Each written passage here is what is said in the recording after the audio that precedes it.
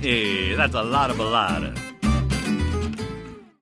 Hi, friends, and welcome to BollottaFide, your one and only pod about events and entertainment. I'm Anthony Bollotta, And I'm Alexia Christina Postolidis. and we're so happy to be here with you today. We're talking about some gaming today, wondering if Alex likes to game. Alex does. And a couple of months ago, I actually deleted all of my games in attempt to be more productive. That lasted about a month. Oh, And then a couple have crept back on. which ones? I do one that's called Project Makeover. And Okay. then I do a word game and Which one? um it Is it like Boggle or is it no, like Words no, with Friends, no. It's Scrabble? it's like Words with Friends, only it's not. You play against the computer, so I'm not Okay. actually playing against other people. Okay. And then I have a fun, and this makes me sound like an old lady, but a really fun new one. It's a mahjong game because it's got lots of fun challenges. Mahjong is very popular. It's very popular. A lot of people play it. I think a lot of people play it online, don't they? Yeah, Yeah, I yeah, believe so. it's fun. Well, I have to admit that I'm really into Royal Kingdom lately. I hate to admit it because, Really? yeah, I am. There's something about that game that's, I don't know, maybe there's something in the algorithm. It's really got me. It's got me. It got me. It really got me. That's I got really no it. time for that. No, It got me. it's interesting because there's a psychological factor with that game. I'm not drawn to it because people, even though it's an animated figure, it's impending doom and death all the time, and I have a hard time. I get a little agita. Oh, no, no. So there's a couple of the games. One of them, there are two that I played, Royal Kingdom, and there's the other one. I can't remember the name of it. That one has actual shooting in it, even though it's all animated. You know, you're at war. The Mhm. one that I play is not that at all. Is that the one with the king having to keep himself from No. being burned alive or eaten by a snake? Well, yeah, that does happen every, 100 plays Okay. or so. You have to help the king get out of some kind of calamity, Okay, okay. whether, he's about to burn himself in the kitchen or, fall down a hole or something. It's crazy, but it's only one in every 100 games. Okay. Well, see, now that makes sense. Yeah, it's not bad at all, but there is something about the algorithm that makes you want to just keep Yeah. playing. And it is a little off-putting at times when it feels like, "Oh, I should have won that round," and yet there's one little piece left after, this major explosion of everything being taken care of, and I think to myself, "Oh, they got me, don't they? It's that dopamine. They know I'm gonna hit that 299 so that I can keep playing." It's bad. It's an addiction, It's a bad. little I bit don't of an like it anymore. addiction, I don't like it anymore. but it's fun. But I did also join Fan Fuel? Fan? I'm gonna have to look at it and see what it is. It's my nephew introduced me to it, and it's FanDuel. Excuse me. Okay. And it's a website where you can actually win money if you win games. I have been researching that because I thought, my godfather used to always say, if it sounds too good to be true, it is. So go ahead and do it and let me know before I spend any Well, money. I've actually done it. I started with a $10 investment. Okay. I haven't I been love that on you for said a while. investment. No, I think I'm at like 16 or $18 now. Oh, Yeah, okay. I've won. So this is the trick, I think. So there's a game that's like Boggle Mm-hmm. in I love FanDuel. Boggle. So you get the app, you download the Boggle app, and Okay. you practice on that. And then you play FanDuel for reals because you're Okay. doing it for money. Because you have to invest. Again, it's been a while. It's 60 cents or $1.40, and your winnings are commensurate to whatever you bet. But you do have to bet. So even though it's a small amount, it's much better to just use the other app for practice, I think. I don't mind the small betting. It's just the big losing that I don't like. Yeah, you can't If I really can do that on that app. actually get some money, Yeah. Mama needs a new pedicure, so, Yeah, I think you should invest Okay, $10. $10. All $10. right. What is it? The reason why I brought up gaming today is because, well, that's part of our new Tipsy, which we have for you a little bit later on. And a cocktail. And a cocktail newly twisted by our in-house flavorologist, Alexa the Greek. Designed to help you navigate your mood and improve your cocktail game. And we all need a little bit of that, don't we? Yes, we do. But first, the word of the week. Words, words, words, words, words. The more you know, the better you communicate. And the better your chance of getting other people to listen and care. And who doesn't want more of that? Today's word of the week is desultory. Ooh, desultory. Desultory. How do you spell that? Desultory. Desultory. Desultory. Okay, define it. Desultory, marked by a lack of a plan or purpose, or disappointing in progress or performance or quality. Desultory. All right, now please use it in a sentence correctly. I will certainly try. Desultory. That desultory gala dragged on for so long that the end of the evening resulted in, at best, desultory proceeds. Desultory. Nicely done. Thank you. Welcome. Don't have desultory galas. Plan. Make sure they're, fun and effervescent. That's the way to do it.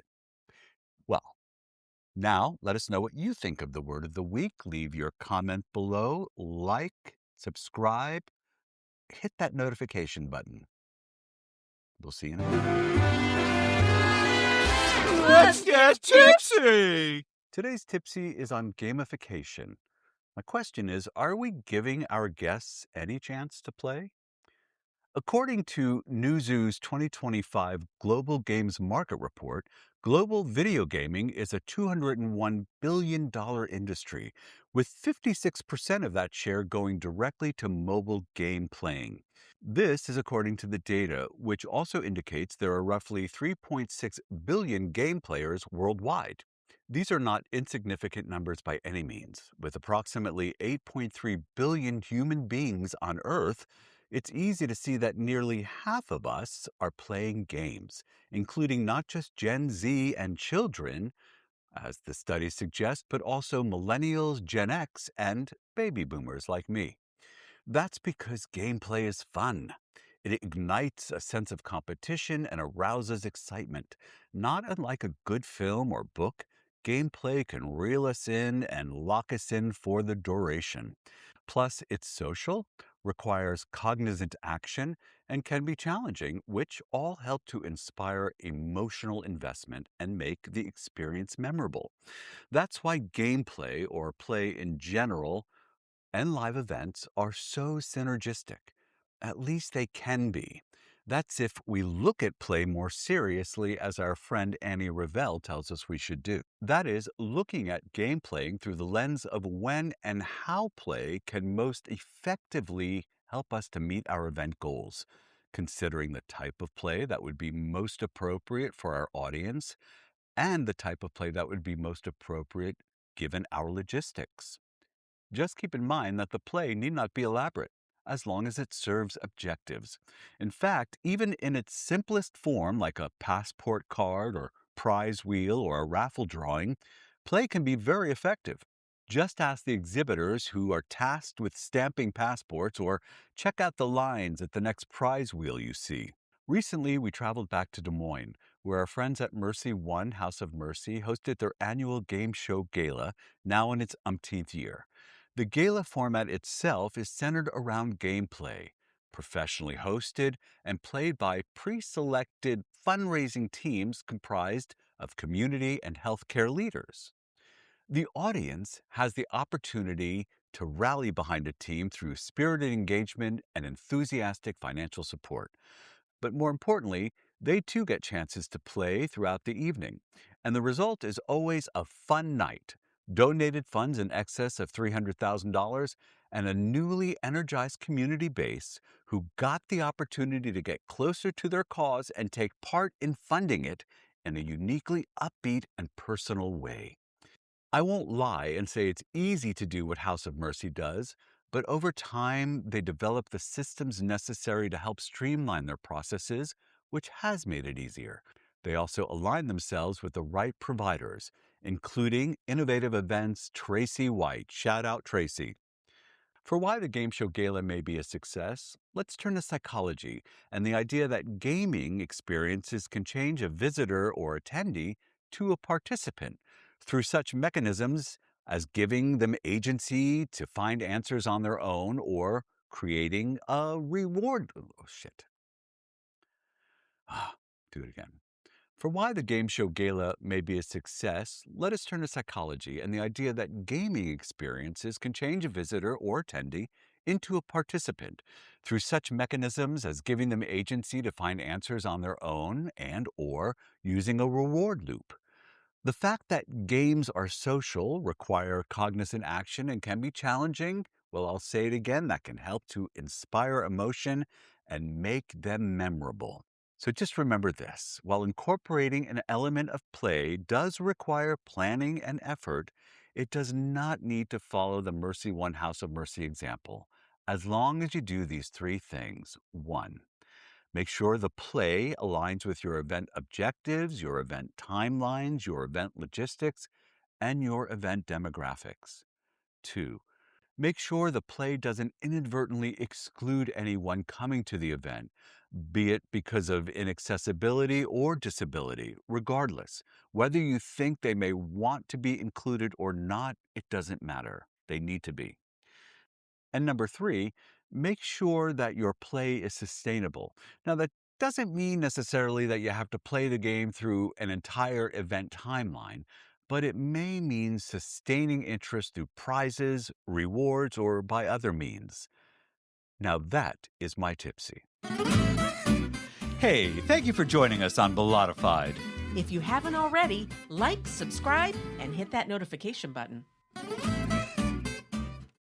Well, here we are at the Tipsy Cart, Alex's favorite place. It is. It's one Hmm. of my favorite places. What are you flavoring up for us today? We are going to have a fun night it's a drink perfect for game nights. It's called watermelon mash Oh, and it's very light, very refreshing, and I think kind of yummy. So, are we ready? I'm ready. All right. I'm Well, ready. Let's suck it to me. first of all, we want to give props to our sponsor, brought to us by our Chief Cocktail Officer, Mr. Michael Beaumay. Mhm. We have our New House Vodka. New House Vodka embodies American craftsmanship. It's made with natural mountain spring water, uses 100% premium corn, is distilled 7 times through a proprietary filtration process, and is sugar and gluten free for a smooth, crisp, and clean taste. New House Vodka, quality, authenticity, and excellence in every sip. Mm, All right. Are we ready? I'm ready. I'm Okay, ready this for. is a super simple one. Okay. Okay. So first we're going to add, and again, I'm doing this for 3 people. So this is 3/4 ounce of freshly squeezed, not squeezed, but blended and then double strained watermelon. Oh, So blended and double strained. yeah, so that we get all the pulp out. How much watermelon is that actually? It's about a half of A regular or well, size? about a, watermelon that big. Okay. Yeah. And then we're going to add in, it's about a tablespoon of freshly squeezed lime juice per serving. So we've Mm, got about 3. I kind of just squeeze. It depends. Limes have been really tricky this season in right. finding anything that's good. And then we're going to use 4.5 ounces of our Newhouse vodka, Okay. again for 3. So an ounce and a half per. Correctamundo. I love that sound. Isn't that a good sound? It is it. You can hear the bottle gurgling. It kind of, it's like leaves you with anticipation